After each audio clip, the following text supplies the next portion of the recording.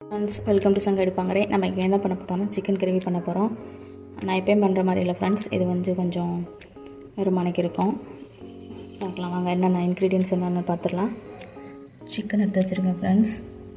அப்புறம் அந்த ஸ்பூன் அளவுக்கு 1.5 ஸ்பூன் இஞ்சி பூண்டு பேஸ்ட்டு, ஒரு பெரிய சைஸ் தக்காளி, ஒரு பெரிய பல்லாரி வந்து பொதுவான சைஸ் தான், ரொம்ப பெரிய சைஸெல்லாம் இல்லை ஃப்ரெண்ட்ஸ்.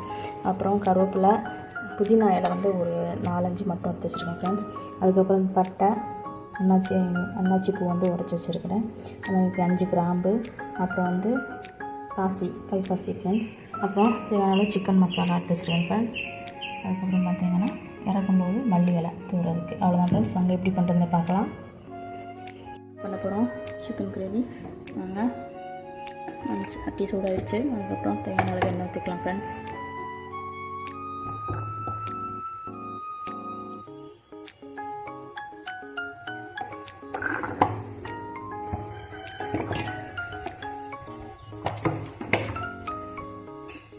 நல்லா சூடாகிடுச்சு. அதுக்கப்புறம் இந்த எடுத்து இல்லையா மசாலா பட்டை கல்பாசி இதெல்லாம் போட்டுக்கலாம் ஃப்ரெண்ட்ஸ்.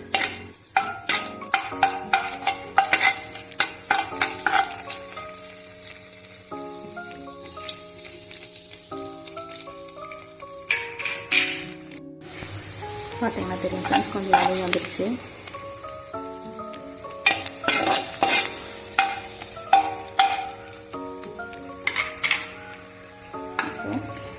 வச்சாலும் ஃப்ரெண்ட்ஸ் இஞ்சி போட்டு பேஸ்ட்டு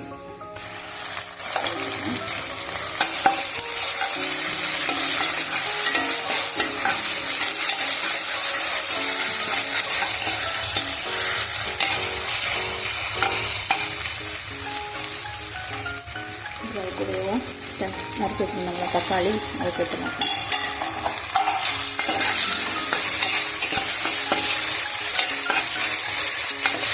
தக்காளி நல்லா மசாலா நல்லா வந்து வறுத்துக்கும்.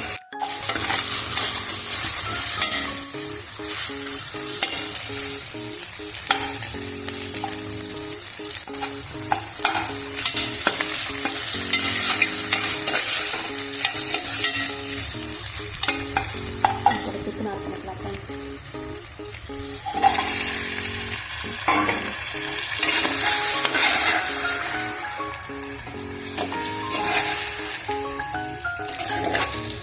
சிக்கனை கொஞ்சம் அப்படியே இந்த இஞ்சி பூண்டு பேஸ்ட்டு போடணும் ஃப்ரெண்ட்ஸ். இதுவே பாதி இந்த மணிக்கு ஆகிடும். வெளியே கிண்டி விடலாம் ஃப்ரெண்ட்ஸ்.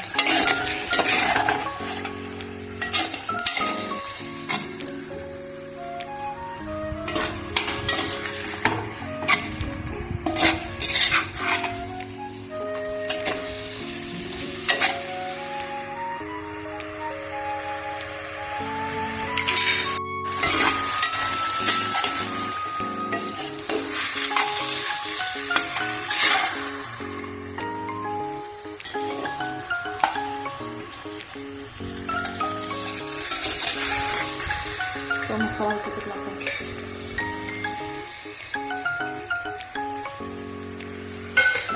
எதுவுமே போடலாம். கரம் மசாலா, தனியாக தூள், அந்த மாதிரி எதுவுமே போடலாம் ஃப்ரெண்ட்ஸ். சிக்கன் மசாலா மட்டும் போட்டுக்கலாம்.